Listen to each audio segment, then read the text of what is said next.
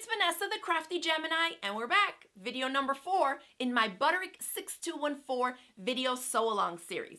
Now that we kind of have a better understanding of what the pattern is telling us, how to choose the view we want to make, choosing sleeve options, and all the different specifics, because remember, these pattern envelopes do include more than just one version or one way of making the pattern. So you got to figure out ahead of time which one of those choices you're going to make when you jump in and start cutting out your pattern pieces.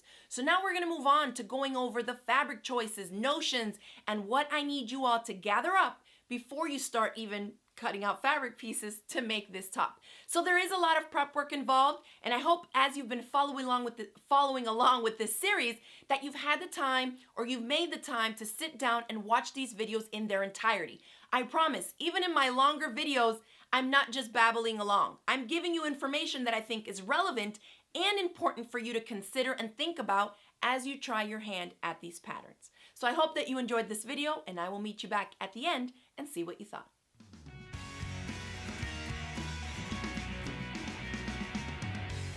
All right, let's get into supplies. I have my fabric, again, about 57 or 58 inch wide rayon challis.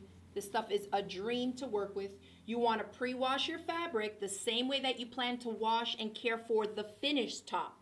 So if you only dry clean your stuff or you throw everything in the wash, go ahead and do that.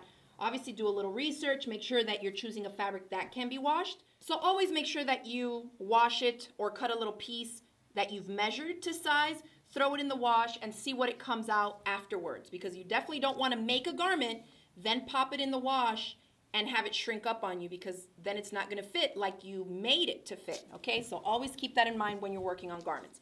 Next thing you need is that 1/2 inch bias tape. That's all the pattern tells you. If you've never sewn before, you're not going to have a clue what in the world that is. So here's what it's asking you to use. Some store-bought bias tape. Now, it only says bias tape on the pattern piece.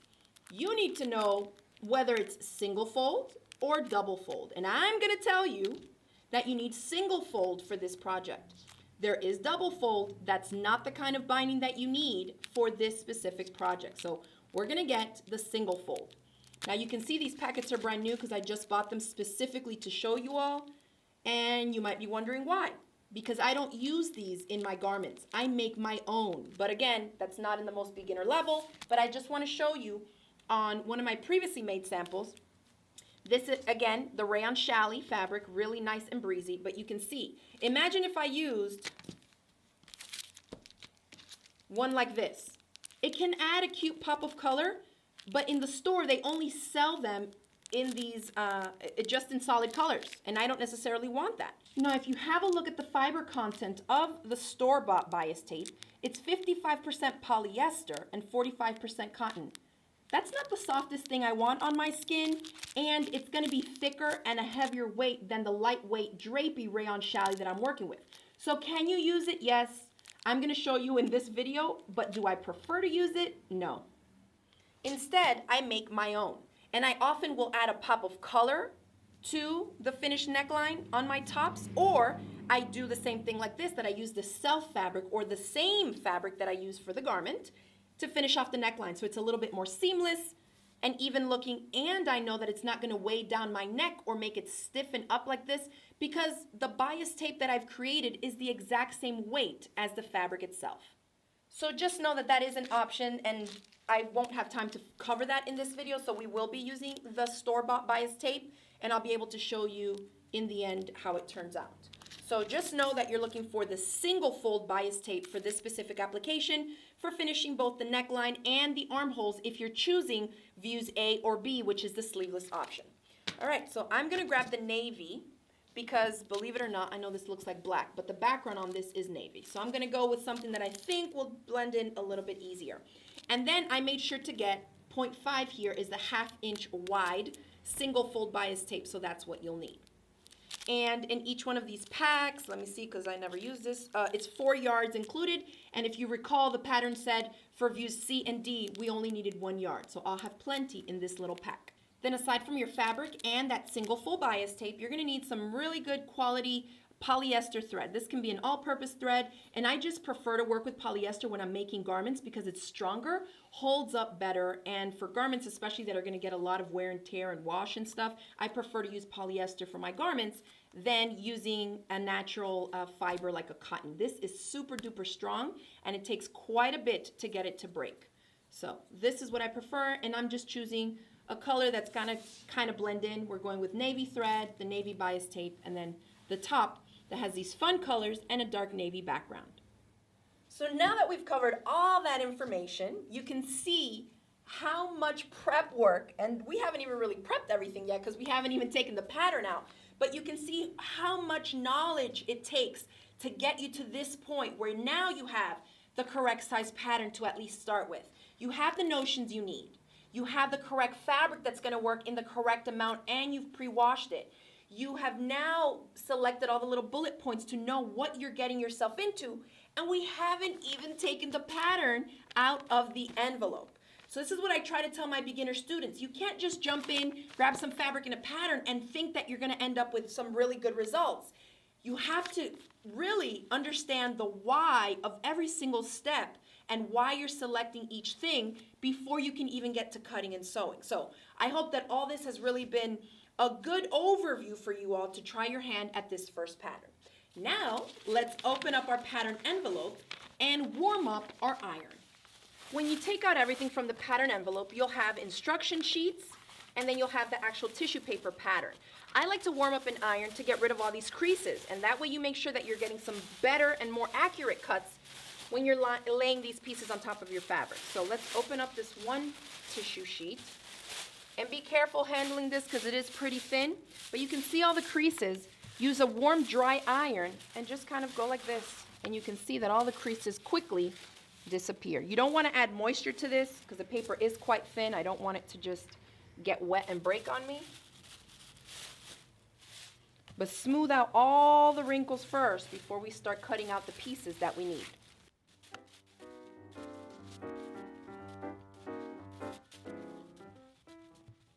Okay, we have our ironed out pattern sheets. I actually also like to iron my instruction sheets so they lie flatter for me. Have a look here. This is English. This is in English. This is in French. Everything here is in French, and then this page is intentionally left blank. So I know that I can set this page aside because obviously if it's in French, they're going to give it to me in English in some other place, which is here. So for this simple pattern, all we're going to need is this one front and back sheet of instructions to help guide us through the project. Take everything one step at a time so you don't get too confused. There's so much information on here that it is easy to get confused. So let's have a look here. It's telling us views A, B, C, and D. Now remember in view C, we had two contrasting fabric amounts when we were looking at the fabric amounts needed. You see the 1, you see the 2. That's what those contrasting ones are. The other one just under view C, plainly like that, is for the main part of the top, which includes the sleeves. So start to understand how all the different things are labeled and how they relate to each other. In this next box, what we're looking at are the different pattern pieces. That's what we have that we just ironed out in the tissue paper. And you'll see that they all have numbers and they're all listed down here. So this part is in French.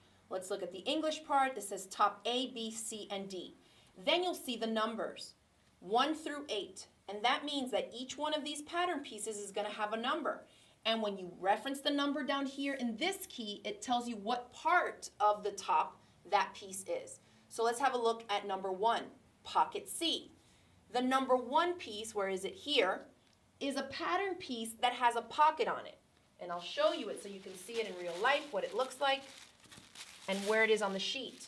This is what that number 1 means. Each different pattern piece that you're going to cut out has a number on it that's from that key telling you which piece it is. And that way, as you're making your top, you know which pattern pieces you need to cut out of the big tissue sheet. Number 1 here says pocket C. That's for view C. That's why it says pocket C. And we know we're not making a pocket. So I know I don't need piece number 1. Number 2 is the front of the top. And notice there's no letter after the word front. That's because that front piece is for all the views, A, B, C, and D. Number 3 is the back, again for all of them, A, B, C, and D. And I'll show you closer. 2 and 3, okay, are the front and the back. And when you look here, you see the letters. A, C, and D are above that line, meaning from that line up is what you need for views A, C, and D. And then B is the full length that includes this. All right? So that's what these are telling you. But we'll get into that now as we choose the pattern pieces that we'll need to cut out. But I want you to understand what all these things mean.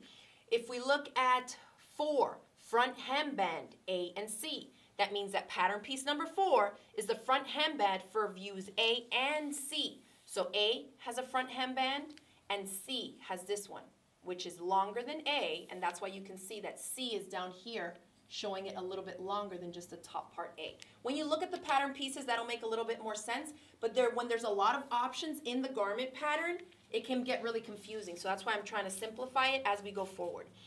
Then we have back hemband for A and C, hemband B, hemband D. All these hembands, I'm not using them because remember, I'm not making it with a contrasting hemband, so I don't need any hemband pieces in mine. However, I do need a sleeve. So number 8 is sleeve for C and D. And now look at this sleeve pattern piece here. You see C is up top and then there's a line there. That's for C, that's the shorter cap sleeve. If you want to make the sleeve for view D, notice it's longer. So you'll have a different cut line, which makes the sleeve extend further down your arm. And that is what all this means. So let's grab my paper and pencil again. So I need to cut out, I need number 2, number 3, those are my front and back, and I'll adjust the length once I figure it out and cut them out. So we need a front and a back to our top, and then we just need a sleeve. So then I need 8. That's it. Front, back of the shirt, and a sleeve template. All the hembands we're not doing, and the pocket we're not doing. So for me, all I need to cut out is pattern pieces number 2, 3, and 8. And 8 you're going to cut either at the C line or D, depending on which of the sleeve options you want. All right? So now that I've taken all this info, narrowed it down. So I think this is helpful for people to write it out. So you just need a front, a back, and a sleeve. So that is what we're going to cut out next from our tissue paper. I'm going to cut out pattern piece number 8 first because the sleeve is right here for me. Remember that you want to look for the shorter one if you also want to do the cap sleeve option like me. So if you look at the pattern, it tells you cut here for C. And remember that C is the option or the view that had the shorter sleeve. And that's the one that I wanted to do. So C has the shorter sleeve option. If you're wanting to go with the longer sleeve option, your cut line is going to be down here instead. It doesn't say cut for D, but we know that that is the only other sleeve option that we have in this pattern. So the shorter one, the cut line is going to be here. Before I start cutting, 2 different schools of thought when it comes to making clothes. There's one team of people that we call Team Trace It, and those are people that will use the actual tissue pattern sheets as their originals and would never ever cut into it.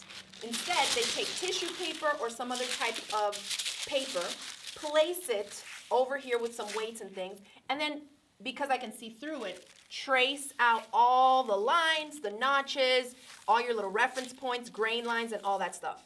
Personally, I don't have time for that, so I'm with Team Cut It Out.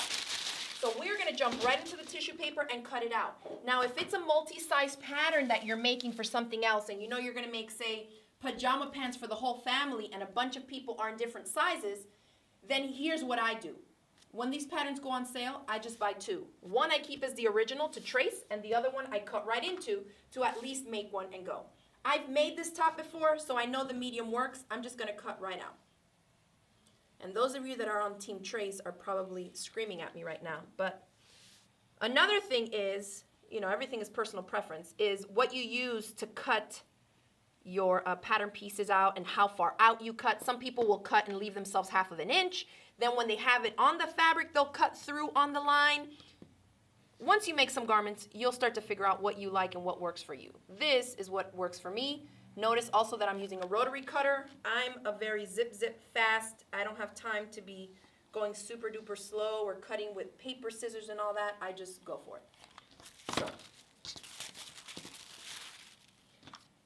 And because size medium is the largest size in this pattern envelope, I know that all the outside lines are going to be what I need to cut. So remember, I'm cutting C, the sleeve for C. So I'm going to come in here, and I'm just going to follow that line that's giving me the shorter option. And I'm kind of fast with the rotary cutter. If you've never cut with a rotary cutter before, don't try to take curves like this. I would recommend you do it with scissors because that takes a little bit of practice. All right, the next piece, remember we have sleeve, and now all we need to cut out is number 2 and 3 for the front and back of our shirt.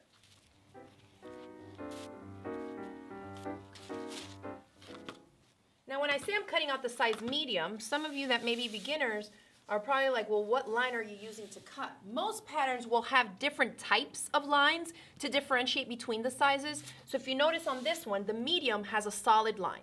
The small has dashed lines, but they're long. The smaller size here, the extra small, also has a dashed line, but you can see that the dashes here are smaller. There's like a teensy one, a longer one, a teensy one, a longer one. And so depending on how many different sizes are nested together in the same pattern sheet, you'll see that each one of these lines will have a different type of line.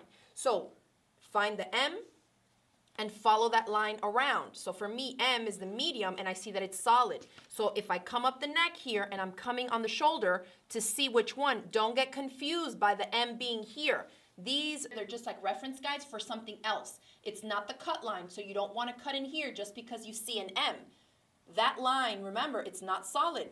It's dashed, so that's for the previous size, for the small. So if you come up to the solid line, that's where your medium is going to be. And so make sure that you're following all the cuts that you make are along the same line for your specific size.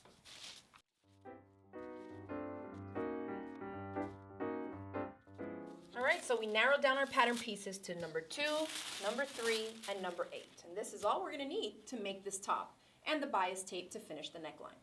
Now, if you notice, I cut out numbers 2 and 3 for the front and the back of the shirt, and I left all these other lines that are on here. Remember that I always said to look at the technical drawings? You can also see the technical drawing here in the instructions, and it's a little bit more clear just because it's a bigger picture. So I just cut out the full number 2 and 3 because I still have to decide how long I want the hem, since I'm only going to be using one solid piece of fabric to complete the top.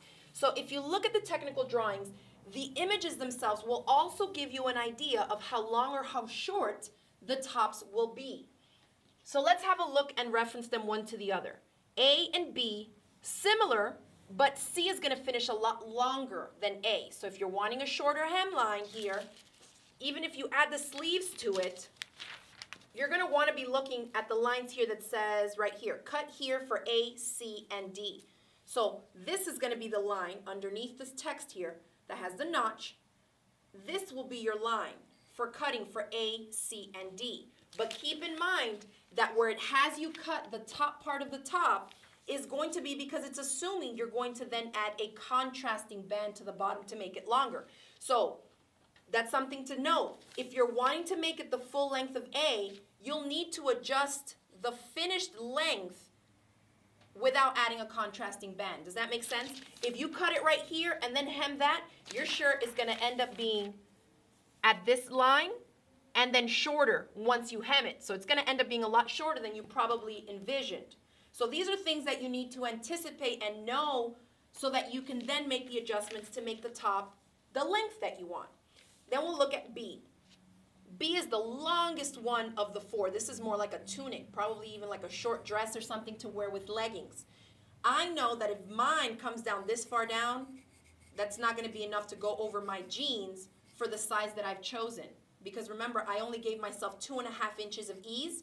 And if it comes this far down, this is already pushing my thighs kind of area and the chunkiest part of my hips. And so I already know this is going to be too long for the amount of ease that I gave myself, because if I wear this with pants, that means that the 2.5 inches of ease that I gave my hip measurements needs to account for the next garment that I'm wearing there for pants, whether they be leggings or jeans, and I know that 2.5 inches is not going to be enough ease for me. So this is probably going to be too long for how I want to wear this top with jeans. C is a decent length. It looks like it's in between. It's longer than the A, but shorter than B. And the same thing goes for D. These look like they're almost about the same, except this one has the high-low hem, where the front hemline of the band is shorter than the back hem. And this one, it's just even all the way around. Now, when deciding on the finished length and how, what we want to do with the pattern piece, you'll notice that if I put pattern piece 2, the front, and pattern piece 3 next to each other, they're basically identical pieces. The only difference is here at the neckline. Typically, you'll have a lower neckline on the front piece, this one, than you do on the back. You can adjust that if you want to, but just looking at the way that it was drafted in here, we know that the one with the lower neckline is going to be our front piece. Otherwise, they're pretty much identical. So that tells me that if I'm going with the hemline that's just straight across the bottom, I can just basically whack a huge piece off of here and carry it over to the other piece as well. And I know that it'll, my pattern pieces are going to match up when I cut the fabrics out of them. So this full length here is cut for the longest top, which is B. And I already determined that this is too long for me. Something else that you can do when you're playing with your pattern pieces at this point before you cut into your fabric is to look on the pattern piece, and you'll find oftentimes some finished garment measurements. So up here, for the sizes that are included, there's kind of a bullseye mark, and that bullseye mark is going to have some measurements on it. This is the bust point. So it's telling me extra small, 38 inches, small, 40 inches, medium, 43 and a half. So that's going to be the finished garment measurements at the bust line. So medium, 43 and a half, I know that that's bigger than my bust, so I should be good with this size. Let's go down to the measurements that it has listed for waist. At the waistline, you'll see, again, the little bullseye mark and some measurements. I'm cutting out, well, I cut out already, size medium. So for me at the waistline, it's going to be 44 and a half inches, and that's way bigger than my waist, so I know that that's going to be plenty loose fitting for how I like to wear my garments. And then at the hip line, and all these measurements that we're covering right now are on the front pattern piece template. They're not repeated on the back piece. So look at your pattern piece number 2 for these. Here is the hip line. So now for medium, it says 46 and a half at this point. And if you need to know where this is to reference kind of that little bullseye point that I just showed you on the pattern pieces, it's on your instruction sheet. It shows it here, and it says this indicates, right, this little sign indicates bust line, waistline, hip line, and or biceps. Measurements refer to the circumference, which goes around your body, right? Our bust, waist, and hip measurements, and again, bicep because it refers to going around your arm. And it refers to the circumference of the finished garment, which means that's your body measurement plus wearing ease plus design ease. So the finished garment measurements is what it's going to be at that, where you see that mark. And then it says adjust pattern if necessary. So these finished garment measurements that they're giving you here is also another reference guide that you can use to look at when you get to this cutting and sewing part. Similar to how we use the finished garment measurements on the back of the pattern piece to select the correct size. So the reason I cut this to the full length of the pattern piece is so that you have some option to cut it down to whatever size you want. Personally, I don't like short tops because I have a high waist and I need them to come down further down on the waistline of my pants, but I don't need it all the way down past my butt and down into my thighs, right? So a few different ways you can do it. You can take a measuring tape, measure yourself from the base of your neck down to the hem of a top that you already wear and find the measurement of that. Then you'll want to just add some more fabric to the bottom of it based on how much you plan to take up in your hem. And if it doesn't make sense now, don't worry, still follow along with the project, you'll get there. Then you can also make a longer one. Just use this as your full template. Once you're done and you try it on, you can always really just whack a chunk off the bottom, measure up and say, okay, I need it to be 3 inches shorter, and then account and allot for your hem. You always want to have extra because remember the hem is going to have the fabric, the raw edge of the fabric at the bottom of the shirt be turned under twice. So if you cut the fabric right to how you want it to finish, it's not going to work because you'll have to take up some more as you finish the bottom hemline. Now I made a top with the pattern pieces this full length. And it fits me a little tight at the bottom because it comes too far down onto my thighs past my widest hip measurement and over jeans. Remember, if I'm wearing pants already, I've only allowed, by cutting the size medium on mine, I've only allowed 2.5 inches of ease. So that's not enough to give me to go over the bulk of wearing actual jeans because denim fabric is pretty thick. So here's one that I made, and I put it on, and then I just cut a chunk off the bottom. It's significantly shorter. So let's have a measure at this one from the back, the center back neckline. And you've seen me wear this one already, so that will give you an idea of the finished length if you have a similar body type. And I'm measuring from the back, not the front. somewhere in the center. This doesn't have to be super perfect. You'll get better as you go, but just to give you a reference. So from the back to the back hemline, I'm at 23 inches in length. Let's look and see what I ended up with when I made this sample with the full. And this one I did the curved hemline so you can see that the back is longer than the front. And this is kind of drapey, so just kind of flatten it as best as you can.